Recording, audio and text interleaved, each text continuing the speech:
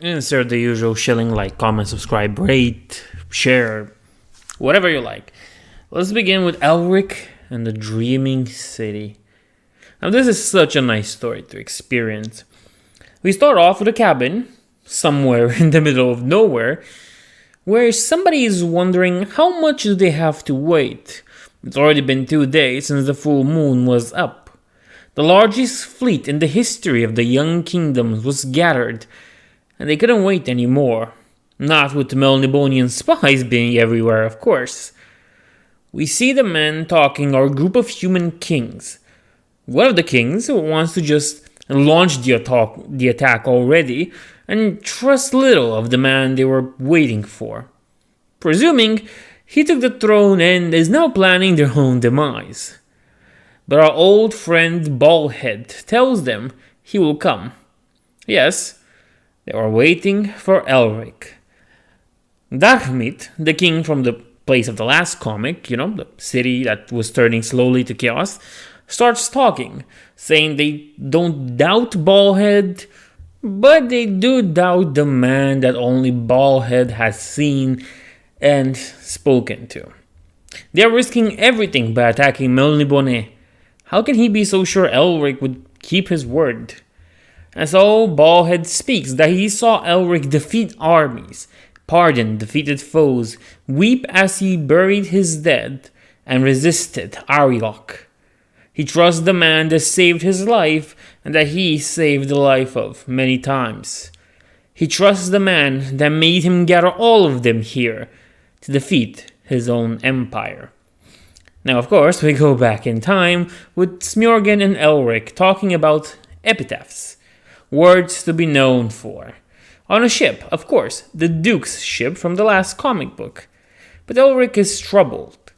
He was too weak to live among his own kind, and too cruel to live among men. That chaos and destiny have made a plaything of him. You would understand why he is troubled. But nevertheless, Elric promises to write Smjorgen's epitaph, if he doesn't die first, that is. After saying that, he gets hit with his usual sickness. Smjorgen takes him to his room. Without Cimmeril, he is weak. And the other option, well, we know all too well how bloodthirsty it really is.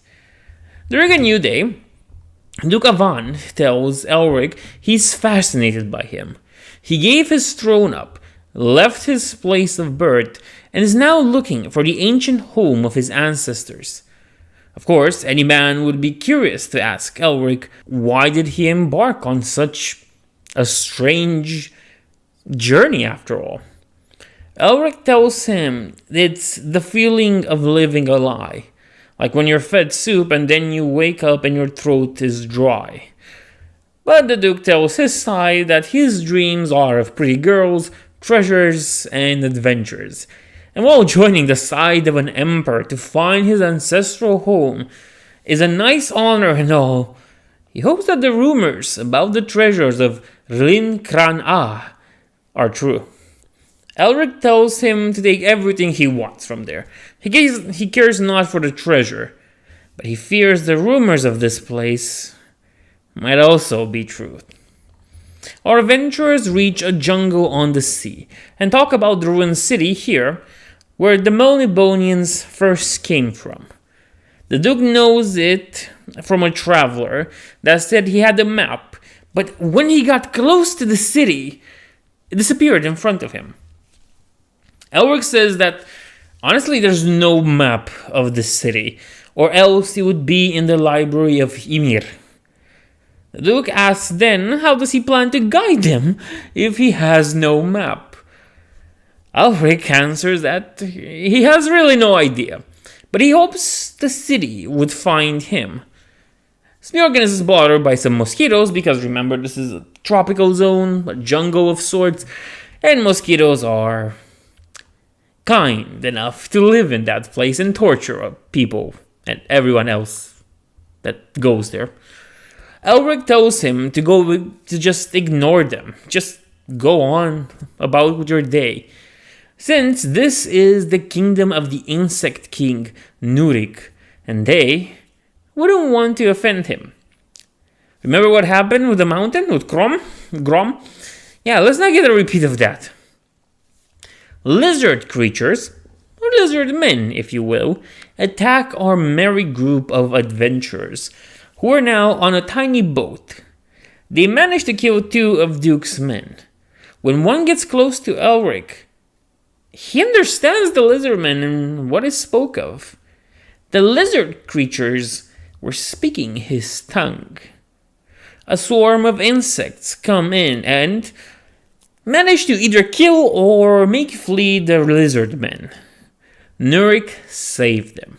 Elric, of course, thanks him, but asks why did he help them unrequested and with no offering? Are those lizards just his enemies? The Insect King replies that the swarm has no enemies, but he should ask the ocean.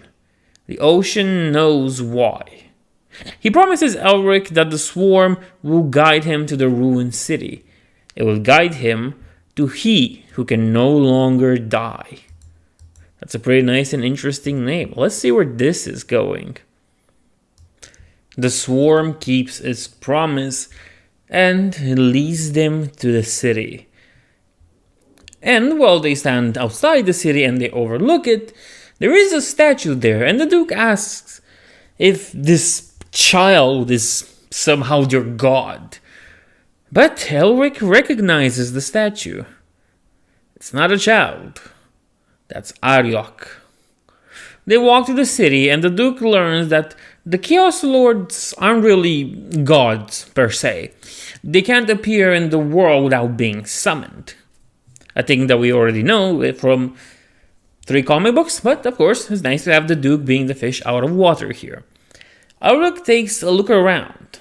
Compared to everything in the Dreaming City, here everything is so peaceful.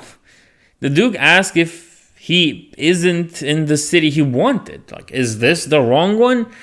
But Elric replies that this is more than anything he has ever hoped for. Elric observes that there are no paintings, and the Duke and Smjorgan kind of make the argument that it's an old city, things have passed, and colors don't live on forever. But the statues and the columns, well, they still stand, and they don't look to have aged one tiny bit, Elric argues. Even the vegetation of the jungle stops at the entrance of the city. One of the Duke's men, kind of the only one left, find an old creature. It looks more like Gollum, and it speaks Elric's tongue. Yes, Elric learns that the man is named Josul, and he is condemned to live. By his tattoos, Elric notices and kind of remarks that Josul is over 10,000 years old, which is a lot. Well, a huge lot. They follow the old man, and Elric tells his companions that the old man speaks a language that is almost similar to his, but it's an ancient form of his language, so many formulations, he just can't understand them. We learn that the lizardmen from earlier are lost ones, creatures with lost souls who formerly inhabited the city and are now doomed to live like that. Josul leads them to the library of the ruined city, the place exactly where Elric wanted to be, but we find out that every book and every parchment is blank. But they find the old man next to some murals that tell the whole story that Safix talked about. Weirdly enough, Smjorgan forgot who that was. It just happens, when you get stuck into another being's dimensional world, you kind of forget his name. Oh wait, about that. Elric deduces that they are losing their memories and that it's magical. Something or someone wants them to forget everything. He realizes the truth. Arioch cursed the place to forget, erasing the past of the Melnibonians, and the role he played in their downfall. So Elric gets Stormbringer and summons the Chaos Lord. But Stormbringer tells him Arioch won't come without souls, and Elric too is in need of them. Of course, Elric refuses to sacrifice the lives of his last companions. Stormbringer is an understanding sword and understands this, but it kind of understands the opposite. The sword thinks Elric lacks the strength, so of course, the sword will do it for him. Gladly. The sword kills Duke and his last man. One for Arioch and one for Elric. Elric tries to tell her that he has no right to do that, but the sword reminds him of the promise to nourish it. And of course, the sacrifice was made, so Arioch comes, chastising Elric for summoning him with just those measly souls. Especially in this place, he was getting bigger souls and more powerful souls in another dimension where they worshipped him as the god he is. But let's be honest, at this point, Elric is kind of done with his stuff. So Elric tells him he wants to know the truth. Everything. He can't handle the truth. Apparently, this ruined city was known as the City of the High Ones. You want to know why? Because this is where the Masters of Law and the Dukes of Chaos live together. And Arioch turned the Melnibonians away and led them through this path of chaos. Arioch says that he did that to protect them, to save them. It is really not his fault. He just randomly chose to venerate him.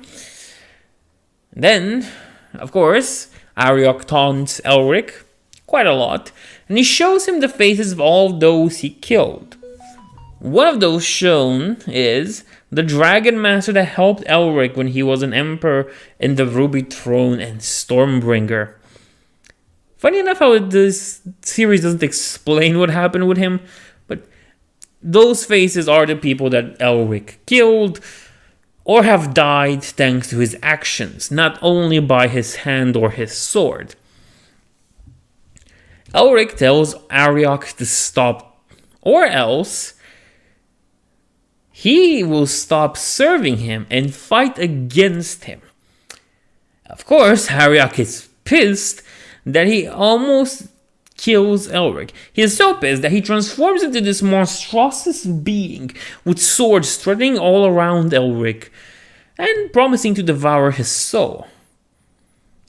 But our beloved Melnibonian gets saved by none other than Stormbringer, telling her father that the sword isn't really her daughter, his daughter. It's a weird relationship. And that the sword and Elric are now linked together. And, well, Arioch knows what Stormbringer really is at this point. And he can either choose to lose both Stormbringer and Elric, kill the both of them. So, Arioch kinda gives up a little and asks if Elric knows. Stormbringer says that Elric will find out about this when the time is right. Again, Arioch begrudgingly accepts and calls Elric a fool for his decision, telling him there will be nothing left of the ruined city once the Melnibonians burn it to the ground. In process of lifting the curse, the life of Josu is taken from him, because Josu exchanged immortality for memories, or vice versa. The curse is lifted, and Josu thanks Elric as he dies. Of course, Elric looks at the dead man on the ground, and he just keeps having this thing where he took the life of this man, and this man just thanked him for it. Well, immortality in such a place doesn't really seem like the best option out there, does it? That was part 1. But don't worry, we'll be doing part 2 exactly in this video because I don't like splitting these apart, because why would I? The second part starts with Elric lamenting over the graves of his lost comrades in Joshua, saying he is not worthy of a grave or an epitaph, or anything. The most he really hopes for is to make amends for what he has done and the actions of his people. The last panel of the first page is a scene of Smjorgen saying that he will come. One of the Gatherer Kings says that it has been 6 months since Smjorgen last seen Elric. There is no knowing if Elric turned traitor or if he is still alive. Speak of the devil, Elric comes into the tavern where the kings gathered and waited for him, telling them they will leave in 2 days. Also that he knows why the kings are there. They aren't there for him, but for their own interests. Same as him, in fact. Same for him, he only wants to see his empire burn to the ground. One king says that 2 days is enough to get discovered by Elric's kind. Elric says his kind is long dead, and do not worry about the ships. Strasha already forgot about them. We time skip a little and see Elric with Smjorgen on a ship that led an armada behind it. Quite a beautiful page. Now it's time to see the reaction of the Melnibonians. And, well, really, what did they act like when they found this news? Cimeriel seems excited and says she can't wait for their reunion. Elric guides the young kingdoms through the sea maze, and they reach the port, where a bunch of Melnibonians awaited them and prepared, with armored units and ballistas. A huge and epic fight starts, and we only see a tiny part of it. Elric tells Smjorgen to take half the men and go to the southern gate and use any slave that can still bear a weapon. Elric had his own mission. He was not here to see the destruction of his empire, but save the only one that deserved it. Elric talks with Stormbringer about how empty the capital city is. It was known as the Dreaming City, but Elric presumes it's been a while since anybody else dreamt in the city. Melnibonians, to be more specific, because humans, they do still dream, but, they're slaves and get tortured and get experimented on, so you can imagine that it's not really that nice for them. Still, he made the mistake of underestimating Yrkun once, and he will not do it again. About that, but the sword tells him he senses a more familiar presence. In the throne room, Cimeriel greets him. She's playing a pipe organ, but the pipes are instead made of Melnibonians. Nice, right? She apologizes for greeting him so without a feast, or anything to be more precise, but she made the ceremony more intimate for them. Elric is surprised that Cimeriel could change so, but she says she grew up, understands what being Melnibonian means. Of course, Elric tries to tell her of everything he has learned about Arioch betraying them, damning them to chaos, about their origins, but she's not really moved by that. Mournblade appears, and so does Yrkun. Elric says he did not come to take his cousin's life, but he won't hesitate to do this. Again, he blames Yrkun for what is happening. All this time, he just thought Yrkun to be at fault for everything. But in the end, it was Cimeriel that wanted his head and hunted for him. That's even explained to us. Elric and Yrkun have a nice little duo, both of them wielding 2 blades from Arioch, Mournblade and Stormbringer, and Elric manages to win in the end, killing his cousin.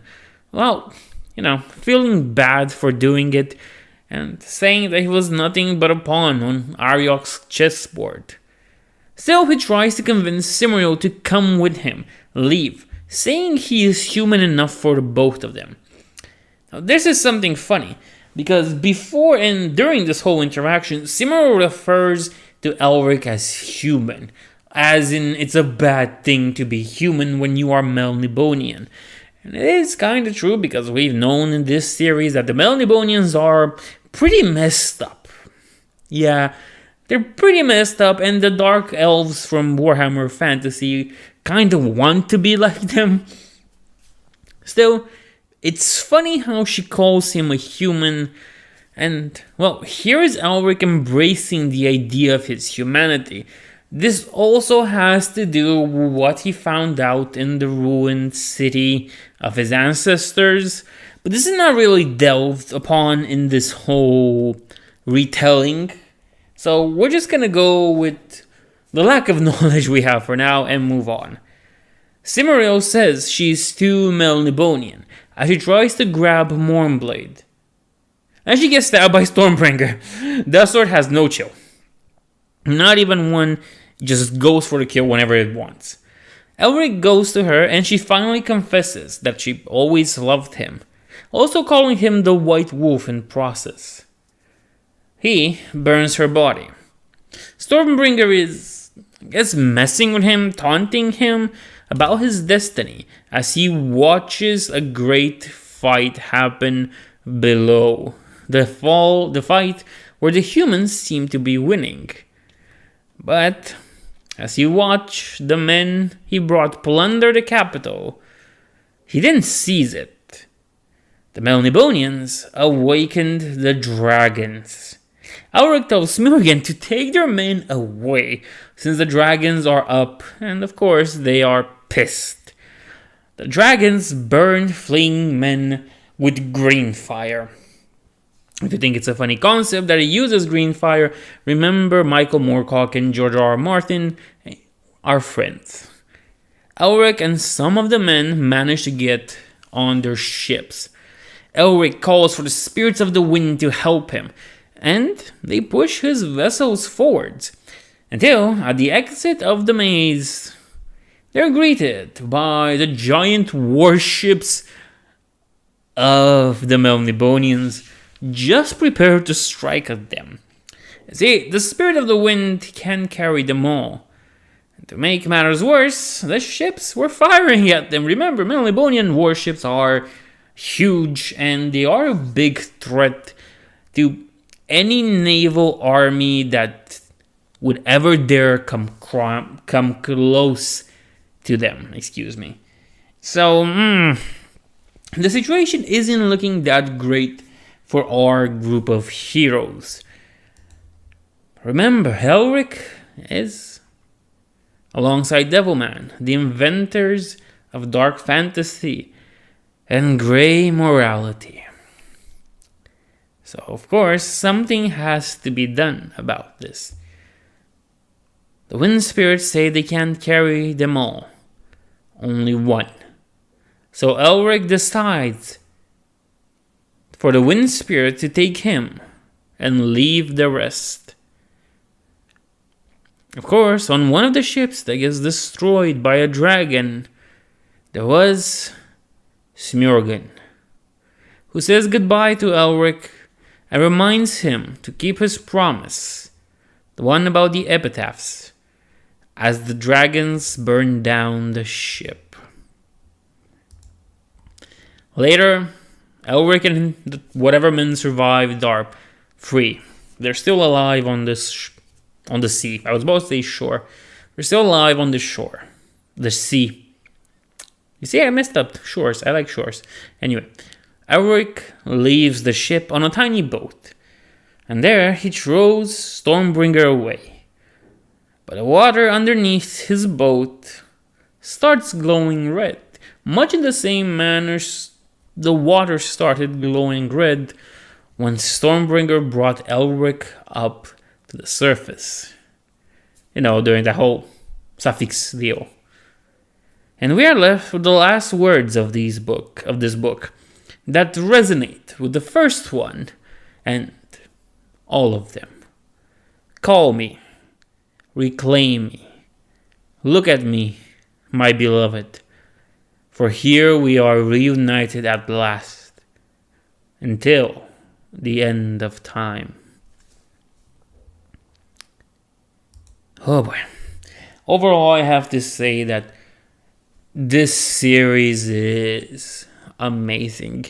I like the retelling of this story, the coloring, the pages is amazing. The story needs a little bit of work. It jumps from places which might leave newer people in that are getting into the whole Elric saga a little bit confused on what's happening. Like, who are those people on the ships at the beginning of the White Wolf? What's the deal with the Dragon Master? Apparently he's dead.